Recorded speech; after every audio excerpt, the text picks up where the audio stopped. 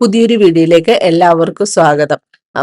ഞാനിപ്പോ നമ്മുടെ ടെറസിലാണ് നിൽക്കുന്നത്. അപ്പൊ ടെറസില് കുറച്ച് ഉള്ളി ഞാൻ വെച്ചിട്ടുണ്ടായിരുന്നു. അപ്പൊ അത് നല്ല രീതിക്ക് തന്നെ നമുക്ക് ആ ഉള്ളി ആയി വന്നിട്ടുണ്ട് കേട്ടോ.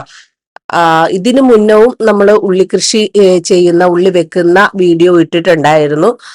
അത് എനിക്ക് തോന്നുന്നു കരിയില കമ്പോസ്റ്റ് ഇട്ട് കരിയില നന്നായിട്ട് ഇട്ടിട്ട് നമുക്ക് 3 മാസം കൊണ്ട് കരിയില കമ്പോസ്റ്റ് ആയി കിട്ടും, ഒപ്പം ഉള്ളിയും എന്നുള്ള രൂപത്തിലായിരുന്നു ഞാൻ നേരത്തെ ഇട്ടിരുന്നത്. പക്ഷെ ഞാനൊരു കാര്യം പറയട്ടെ, എൻ്റെ ആ ഒരു വീഡിയോയിൽ പറഞ്ഞ ഒരു കാര്യം സത്യമായി കേട്ടോ. നമ്മുടെ കരിയില കമ്പോസ്റ്റ് ആയിട്ട് കിട്ടി, ഉള്ളി നല്ല രീതിക്ക് എനിക്ക് കിട്ടിയില്ല കേട്ടോ. അതിന് ഒത്തിരി പോരായിയൊക്കെ ഉണ്ടായിരുന്നു.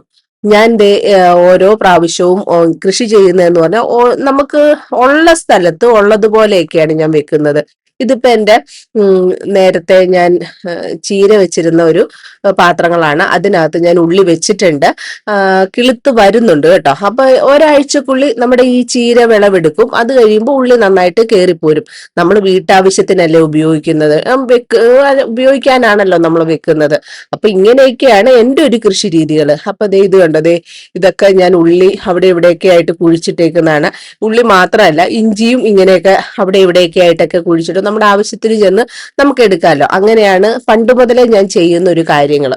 അപ്പൊ ഉള്ളി എന്ന് പറഞ്ഞു കഴിഞ്ഞാല് നേരത്തെ ഞാൻ പറഞ്ഞില്ലേ, ഞാൻ ആ കരിയില കമ്പോസ്റ്റിൽ ഇട്ട ഉള്ളി എന്ന് പറഞ്ഞു കഴിഞ്ഞാൽ അത്യാവശ്യം കുഴപ്പമില്ലാത്തൊരു വിളവ് കിട്ടി. കണ്ടത് ഈ ഒരു രൂപത്തിലൊക്കെയാണ് എനിക്ക് കിട്ടിയത്. അതിൽ ഏറ്റവും മോശമാണ് ഈ കിടക്കുന്നതൊക്കെ. ഒരുവിധം നല്ലതൊക്കെ ഞാൻ നമ്മുടെ വീട്ടാവശ്യത്തിന് എടുത്തു.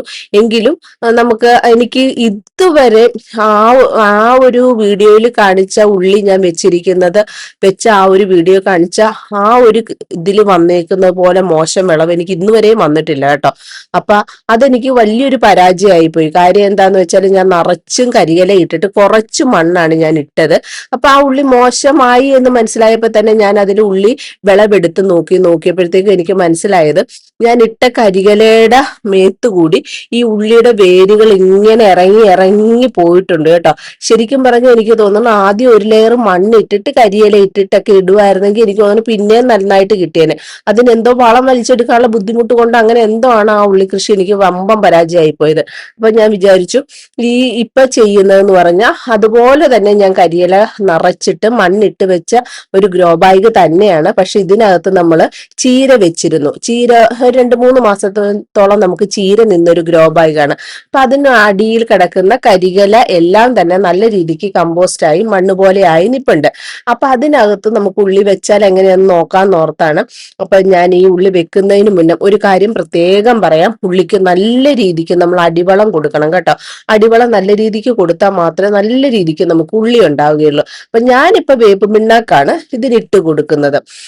വേപ്പ് പിണ്ണാക്ക് മാത്രമേ ഞാൻ ഇട്ട് കൊടുക്കുന്നുള്ളൂ. ഇതിനു മുന്നേ ഞാൻ എല്ലുപൊടി ഇട്ട് കൊടുത്ത ഒരു ഗ്രോ ബാഗ് ആയിരുന്നു.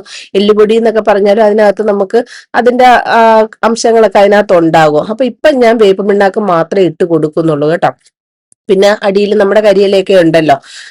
പിന്നെ ഒരു കാര്യം പറയാം, ഉള്ളി വെക്കുമ്പോഴത്തേക്കും ഉള്ളി നല്ല രീതിക്ക് ഉണങ്ങിയ ഉള്ളികളായിരിക്കണം നമ്മൾ എടുക്കുന്നത്. ഇച്ചിരി പഴക്കം ചെന്ന ഉള്ളികൾ തന്നെ വേണം കേട്ടോ വിത്തിനെടുക്കാനായിട്ട്.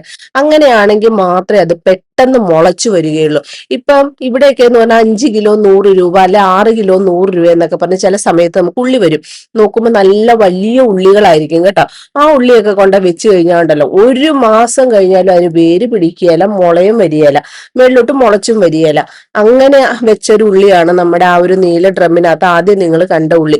വെച്ച് 1 മാസം കഴിഞ്ഞാണ് അതിന് ഒന്ന് നാമ്പെടുത്ത് വന്നത്. അപ്പൊ ശരിക്കും പറ്റുന്ന ഒരു കാര്യം, 3 മാസം കൊണ്ട് നമുക്ക് വിളവ് കിട്ടേണ്ട സ്ഥാനത്ത് 4 മാസം കഴിഞ്ഞ് നമുക്ക് വിളവെടുക്കാൻ പറ്റുള്ളൂ. അപ്പൊ ഞാനൊരു ഗ്രോ ബാഗിനകത്ത് നേരത്തേക്ക് എന്ന് പറഞ്ഞാൽ ഒരു 4 ഉള്ളിയൊക്കെ വെക്കുള്ളായിരുന്നു. ഇപ്പൊ ഒരു 5-8 ഉള്ളിയൊക്കെ വെച്ച് ആണ് വെക്കുന്നത്. ശരിക്കും പറഞ്ഞ ഒരു വീട്ടില് നമ്മുടെ സ്വന്തം ആവശ്യത്തിന് കൃഷി ചെയ്യുന്ന ഒരു വീട്ടമ്മയാണെങ്കിൽ ഒരാഴ്ചയിൽ ഒരു 3 അല്ലെ ഒരു 4 ഗ്രോ ബാഗ് വെച്ച് എല്ലാ ആഴ്ചയിലും നമ്മളൊരു 4 ഗ്രോ ബാഗ് വെച്ച് നമ്മളിങ്ങനെ ഉള്ളി വെക്കുകയാണെങ്കിൽ, ഉള്ളി എന്ന് പറയുന്ന ഒരു കാര്യത്തിന് ഇപ്പം പച്ചമുളക് അല്ലെങ്കിൽ ഇഞ്ചി അങ്ങനെയുള്ള സാധനങ്ങളൊക്കെ എന്ന് പറഞ്ഞാൽ ഒരുവിധം എല്ലാ വീട്ടമ്മമാരും സ്വയം പര്യാപ്തത എത്തിയിട്ടുണ്ട്. അതുപോലെ നമുക്ക് ഉള്ളിയിലും നമുക്ക് വേറെ എങ്ങൊന്നും വാങ്ങാതെ തന്നെ നമുക്ക് വീട്ടിൽ തന്നെ ഉണ്ടാക്കിയെടുക്കാം കേട്ടോ. പിന്നെ ഇത് ആദ്യം ഞാൻ പറഞ്ഞില്ലേ, ഇനി ഇതിന് ഒരു മാസത്തെ ഒരു വിളവെടുക്കാൻ ഒരു മാസം കൂടി ഇതിന് ഇതുണ്ട്. അപ്പൊ അതിനകത്ത് ഇച്ചിരി ഞാൻ വളം ചെയ്ത് കൊടുക്കാമെന്ന് വിചാരിച്ചു. അപ്പം വേപ്പിൻ പിണ്ണാക്ക് തന്നെയാട്ടോ ഇടുന്നത്.